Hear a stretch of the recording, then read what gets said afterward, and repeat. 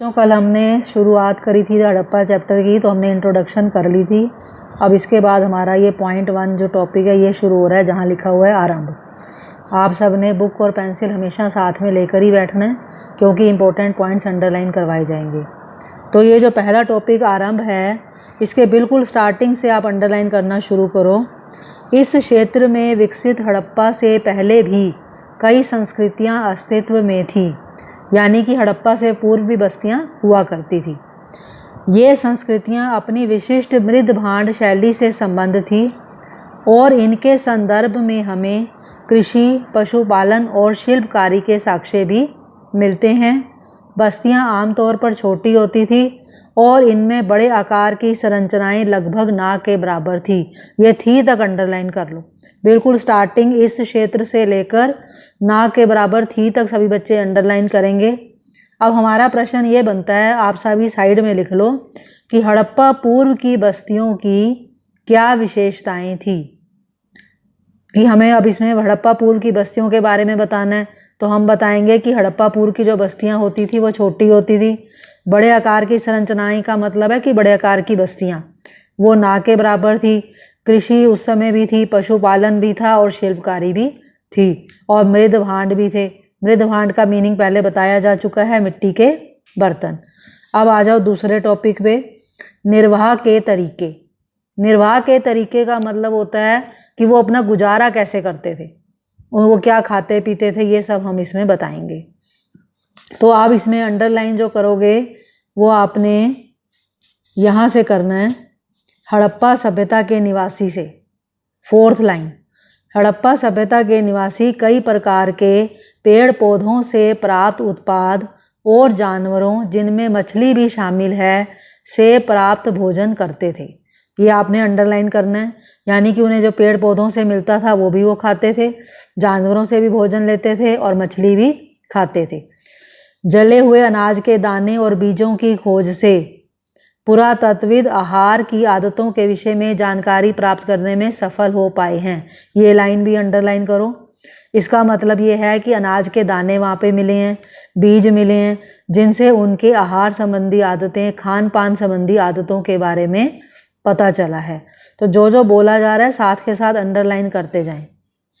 उसके बाद next underline यहाँ से करो, हड़प्पा स्थलों से मिले अनाज के दानों में गेहूँ, जौ, दाल, सफ़ेद चना और तिल शामिल हैं।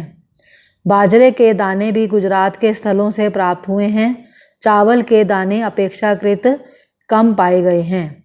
अब नेक्स्ट पैराग्राफ में अंडरलाइन करो, हड़प्पा स्थलों से मिली जानवरों की हड्डियों में भेड़, बकरी, भैंस, सूअर की हड्डियां शामिल हैं। ये अंडरलाइन कर लो सभी बच्चे। फिर आगे, ये सभी जानवर पालतू थे, इसको अंडरलाइन करो। फिर नेक्स्ट लाइन, जंगली प्रजातियां जैसे कि सूअर, हिरन, घड़ियाल की हड्डियां भी मिली हैं। हम यह नहीं जान पाए हैं कि हड़प्पा निवासी स्वयं इन जानवरों का शिकार करते थे या फिर किसी आखेटक समुदाय से इसका मांस प्राप्त करते थे। तो अब इसमें आपने पेपर में आ सकता है सीधा सीधा भी कि निर्वाह के तरीके क्या थे, या इस तरह भी आ सकता है कि उनकी भोजन संबंधी आदतों के बारे में बताओ, या उनकी भोजन सामग्री की सूची बताओ। तो किसी भी तरह से पेपर में पूछा जा सकता है। तो आपने इसमें, अब आपने ये पढ़ा इसमें मेन कि पेड़ पौधों से जो उनको मिलता था वो खाते थे, मछली खाते थे, अनाज के दाने मिले हैं, बीज मिले हैं, इसका मतलब वो खेती भी किया करते थे। इसके अलावा ये जो उगाते थे ना, ये गेहूँ, जौ, दाल, ये सब तुमने पढ़ लिया। इसके बाद जानवरों की हड्डियाँ मिली हैं। कुछ जानवरों को ये पाला करते थे और कुछ जानवरों का मतलब शिकार करके उसका मांस खाते थे। लेकिन ये नहीं पता चल पाया कि वो जानवरों का शिकार खुद करते थे या किसी और से करवाया करते थे। अब नेक्स्ट तुम्हारा टॉपिक है 2.1, कृषि प्रौद्योगिकी। कृषि प्रौद्योगिकी काफ़ी इंपॉर्टेंट है, सीधा सीधा भी कई बार पेपर में आ जाता है कि हड़प्पा सभ्यता की कृषि प्रौद्योगिकी के बारे में बताएं। कृषि प्रौद्योगिकी का मतलब होता है उनका खेती करने का तरीका, कि भाई वो खेती कैसे करते थे। अब ये तो हमें पता चल गया कि वो खेती करते थे, अब हमें ये कैसे पता चला, क्योंकि वहाँ से अनाज के दाने मिले हैं। तो अनाज के दाने मिलने से हमें ये पता चल गया कि वहाँ पर खेती होती थी। अब आप पहले अंडरलाइन कर लो, फिर इसको एक्सप्लेन किया जाएगा।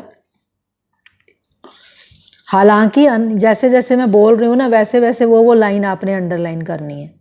हालांकि अनाज के दानों से कृषि के संकेत मिलते हैं, परंतु वास्तविक कृषि विधियों के विषय में स्पष्ट जानकारी मिलना कठिन है। क्या जुते हुए खेतों में बीजों का छिड़काव किया जाता था? मोहरों पर किए गए रेखांकन और मृण मूर्तियां यह इंगित करती हैं कि वृषभ के विषय में उन्हें जानकारी थी, और इस आधार पर पुरातत्वविद यह मानते हैं कि खेत जोतने के लिए बैलों का प्रयोग होता था। तो इसका मतलब ये है, जो अभी हमने पढ़ा है कि अनाज के दाने मिले, अनाज के दानों से ये पता चला कि हड़प्पा सभ्यता के जो लोग थे वो खेती किया करते थे। वो जो खेत जोते जाते थे वहाँ पे बीजों का छिड़काव भी होता था। अब मोहरों पर भी रेखांकन मिले हैं और मृण मूर्तियाँ भी मिली हैं। मृण मूर्तियाँ मतलब मिट्टी की मूर्तियाँ वगैरह। इनसे हमें अब पता चला है कि उन्हें वृषभ के बारे में पता था। वृषभ कहते हैं बैल को। तो जब उन्होंने बैल की मूर्ति बना रखी थी तो इसका मतलब वो बैलों को जानते थे, तभी तो उसकी मूर्ति बनाई हुई थी उन्होंने। और इस आधार पर पुरातत्वविद यह मानते हैं कि खेत जोतने के लिए बैलों का प्रयोग होता था। तो पुरातत्वविद इस बात को मान रहे हैं कि जब उन्हें बैलों का पता था तो इसका मतलब जब वो खेत जोतते थे तो वो बैलों को उसमें इस्तेमाल करते थे। ये आंसर कभी भी आता है ना कृषि प्रौद्योगिकी वाला, जैसे आएगा क्वेश्चन तो आपको पॉइंट में आंसर देना है। जैसे पहला पॉइंट कि अनाज के दाने मिले, उनसे पता चला वो खेती करते थे। सेकंड पॉइंट, जुते हुए खेतों में बीजों का छिड़काव होता था। थर्ड पॉइंट, मोहरों पे रेखांकन मिले और मृण मूर्तियाँ मिली जिनसे ये पता चला कि वो बैलों के बारे में जानते थे। चौथा पॉइंट, खेत जोतने के लिए वे बैलों का इस्तेमाल करते थे।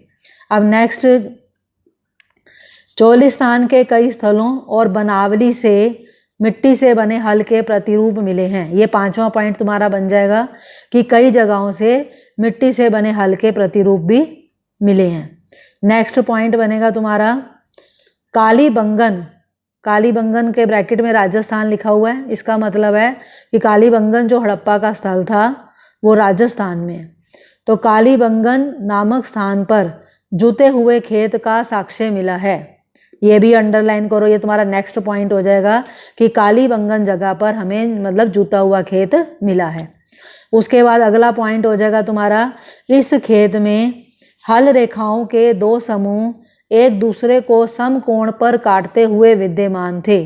मतलब खेत तो मिला ही मिला है, उसमें एक चीज ऐसी मिली है कि हल रेखाओं के जो दो समूह थे वो समकोण पर काट रहे थे, जो दर्शाते हैं कि एक साथ दो अलग अलग फसलें उगाई जाती थी। तो ये आपने सारा अंडरलाइन कर लिया। पॉइंट वाइज ऐसे आंसर, मतलब पेपर में आए तो पॉइंट वाइज आंसर देना है। नेक्स्ट पैराग्राफ, अब तुमने ये तो ऊपर के पैराग्राफ में पढ़ लिया कि वो फसलें वगैरह तो उगाते थे। अब जब फसलें हुई हैं तो उनकी कटाई भी होगी। तो नेक्स्ट पैराग्राफ में अंडरलाइन तुमने ये करना है कि फसलों की कटाई के लिए वे औजारों का प्रयोग भी करते थे। ये अंडरलाइन। अब यहाँ पे सीधा सीधा वैसे बुक की लैंग्वेज नहीं लिखनी, थोड़ा अपने से बना के लाइन लिखा करो।